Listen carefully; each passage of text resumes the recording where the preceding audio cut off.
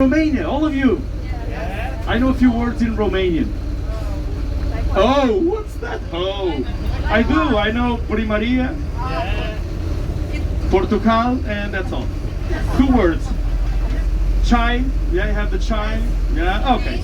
I know a few words. So guys, welcome aboard. We're gonna do the turnaround right here, and we have a small hole, so be careful with your heads. By the way, everyone understands English, okay? Yeah. Good. If you don't understand anything of what I'm saying, please tell me, okay?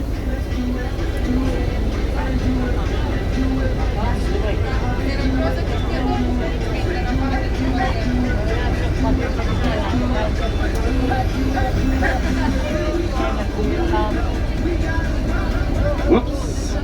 Yeah, this is the bounciest part of the tour. I'm kidding.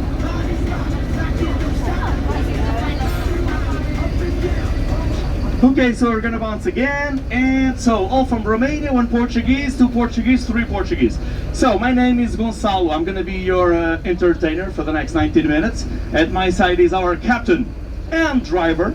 Yeah, it needs to be both. This is a boat and a bus. So his name is Hugo. You can say hello, Hugo. Hello. Yes, our bald man. Arra, arra. Sorry. So, sorry.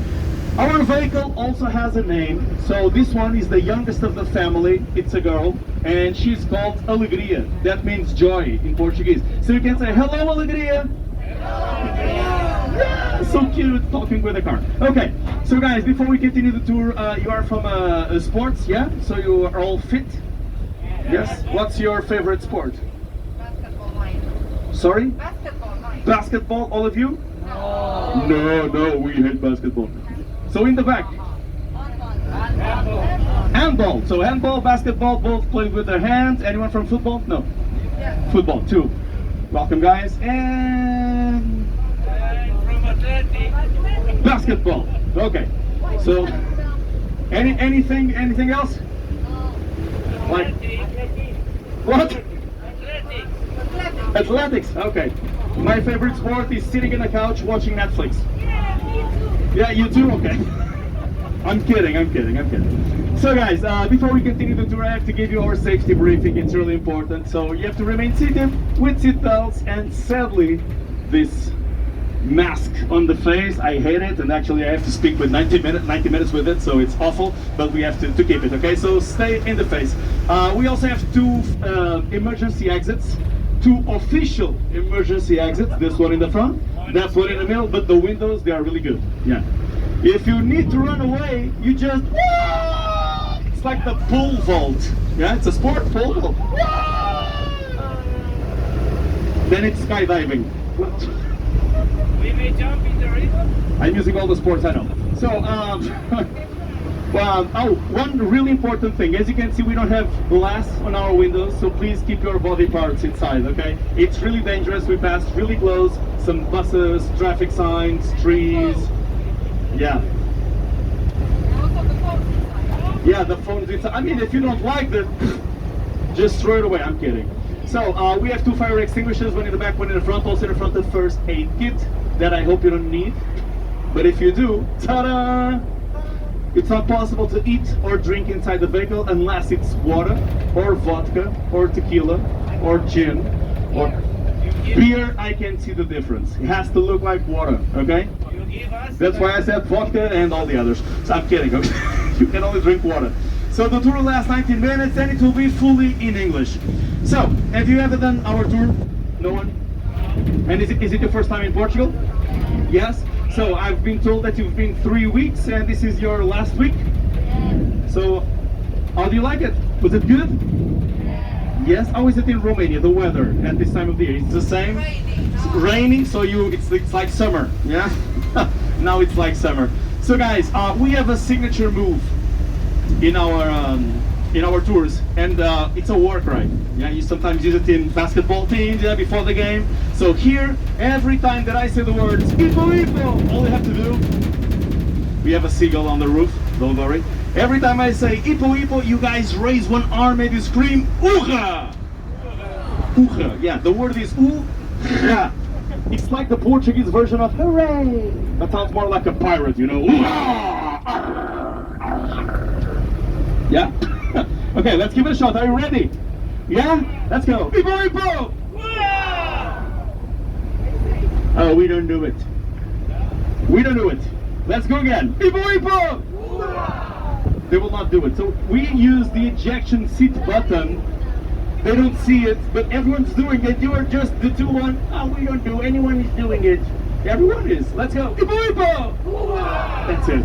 She's looked like she's punching me. She's like this. Okay, that's good. Well, we use this war cry for two reasons. First, spread positive energy in the city of Lisbon, and second, to scare the hell out of the guys on the other buses. That will not happen today because they're now empty because of the COVID thing. So, during this tour, this is not a history lesson. I'm going to tell you myths, legends, and curiosities, fun facts of the city of Lisbon. That means around 80% of what I say is true. Not bad. 80%. I couldn't, yeah, 80, I couldn't be a politician. It's too much truth, okay? Then 15% will be more or less. And the last 5%, oh my God, not true at all. But it's only 5%. Can you manage 5% lies? Yes? We all say 5% lies every day, right? Yeah, at least. That's being honest. At least, that's it. Oh, we have a bottle of water. Is it water or vodka? Vodka? Vodka.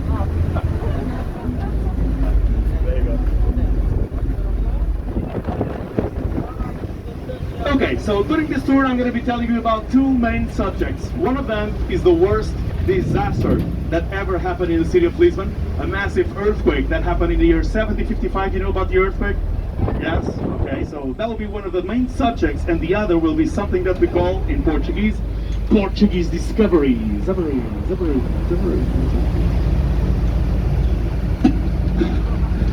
Do you know about the Portuguese discoveries? You do? Okay, that's cool. So, but it's basically a fancy name that we gave to the 15th, 16th, and 17th centuries, during which the Portuguese became the first Europeans to arrive by water. Almost all the countries along the African coast, but also India, Brazil, Madagascar, Timor, Macau, China, Japan, Australia, Hawaii, New Zealand, Malaysia, Indonesia, Sri Lanka, and so on and so on. May not. Okay. May not. No, these ones we know. Vikings. Oh, you wish. You know that the Vikings could only sail with the wind because they used square sails. So I know for sure that the Portuguese were the first to be able to sail against the wind. That's why we went to India, to Brazil, and all the other places. So I know for sure the Vikings would not be able to cross South Africa. That's facts to you. Okay, so guys, we're now arriving at the Sudre Pier. This place where we are now, as you can see, is a transportation center. Let's say hi to the people. Ipo, Ipo! Ipo, Ipo! And then you wave at them. Every time someone waves back, we get 3 points.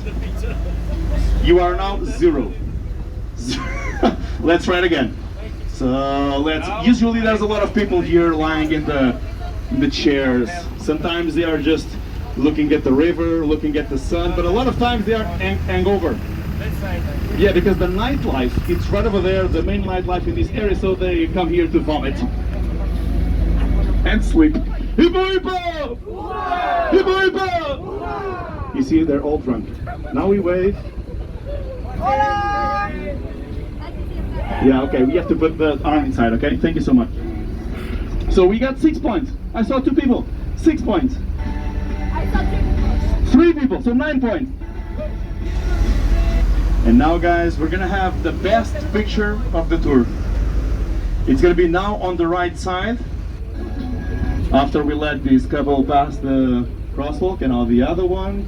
What a good driver we have. Okay guys, on the right side, are you ready? This is the best picture of the tour. 3, 2, 1.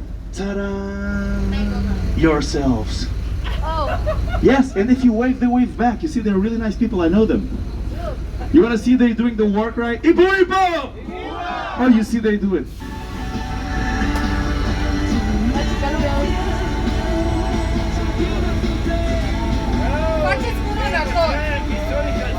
So 17 or 3 17, yes. 54 points, wow. They're good at math. The time remaining. You're a Romanian teacher, but you teach math? No, but I like math. Oh, you like math. Okay, guys, so now we're gonna see two things. First, during the 2 weeks that you have been in Portugal, did you have the sense that sometimes the Portuguese don't arrive on time at their commitments? Hello. So guys, we have on the right side the clock that sets the legal hour in Portugal. It's 5 minutes late, so we have that excuse. And on the left, a really important guy in our history. This is General Duque III. He ended the only civil war in our country, and he died so old that the statue has white hair. Yeah.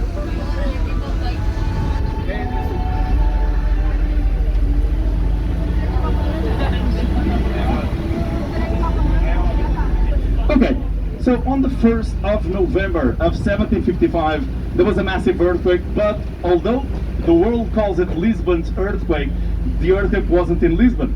Actually, the epicenter of that earthquake was between Morocco and Portugal, so it was in the middle of the sea, of the ocean.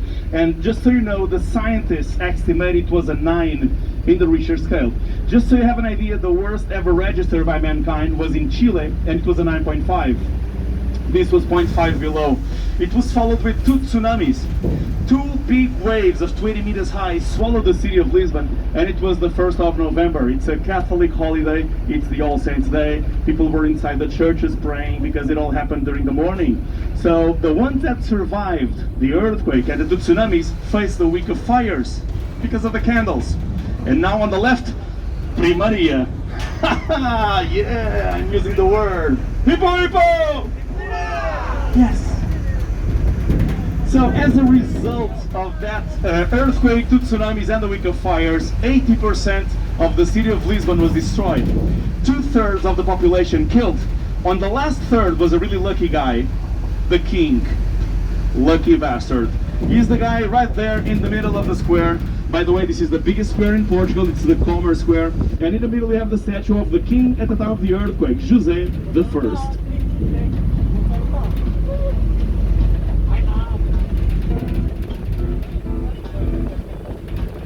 So that guy, he survives the earthquake, but he was so scared that he never lived in Lisbon's downtown again.